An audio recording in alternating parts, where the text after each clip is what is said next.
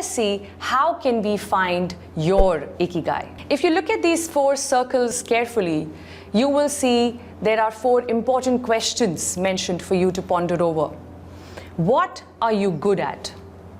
What do you love? What the world needs? And what can you be paid for? I encourage you to pause this video for a minute and answer these 4 questions for yourself. This is a self-reflection time. So I want you to sit back with your notebook and these 4 questions and see what comes to your mind. What is your answer to each one of these 4 questions? Only when you're ready with the answer should you go ahead with this video.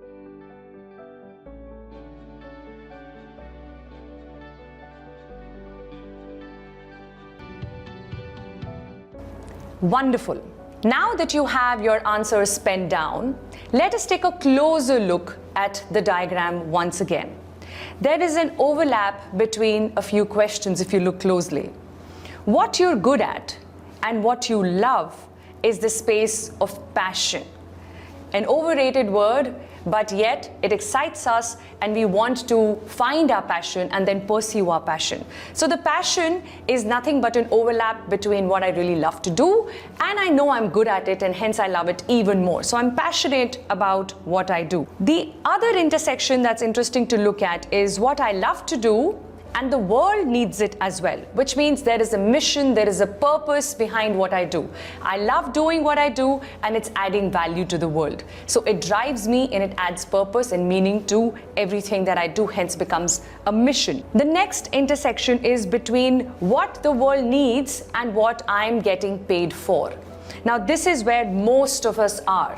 Right? We do something that the world requires. Now, the world actually is nothing but organizations that are offering and producing different products and services. So when they're working on those products and services, what they've done for you already is found out the need for it. So they know there is a market and they know that they have the wherewithal to create that product or service. That's when you come on board and you start adding value to the organization through the role that you play. So what you are doing in this intersection between getting paid for your work, taking care of what the world requires, is the intersection called vocation, the job to be done. Not a very exciting place to be in, isn't it? But what keeps us going is the fact that by the end of the month, there is a salary to look at and feel good about. Or by the end of the year, if you're in your own business, there is a turnover that encourages you to keep going. Not a bad reason to pursue what you are pursuing, but there could be a better way. Before we get to that, let's look at the last intersection. And that is between what you are paid for and what you are good at. Now, this is what you want to make as your profession. You're good at it and hence you get paid for it. The better you become at it, the more you are paid for it. So it goes beautifully hand in hand. And these are the people who are called as assets in any organization. People who add value to the bottom line. People who add value to their customers. And hence it becomes your profession. Now, each one of these intersections has a certain limit of satisfaction and hence we are there. But it's not complete. So if you look at the profession, you will see that you're comfortable because you're getting the money back home, or even if it's a vocation for you, you're comfortable because you're getting the money for your effort, but it feels kind of empty somewhere. There is a sense of lack of fulfillment. You're not so satisfied. There is something which is holding you back and not letting you feel too content with what you're doing.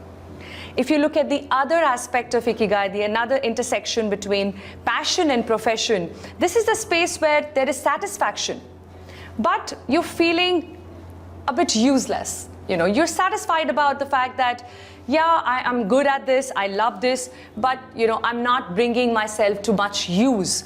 And hence maybe people don't find value in what I offer, and so I'm probably not getting paid for it or not getting paid as much.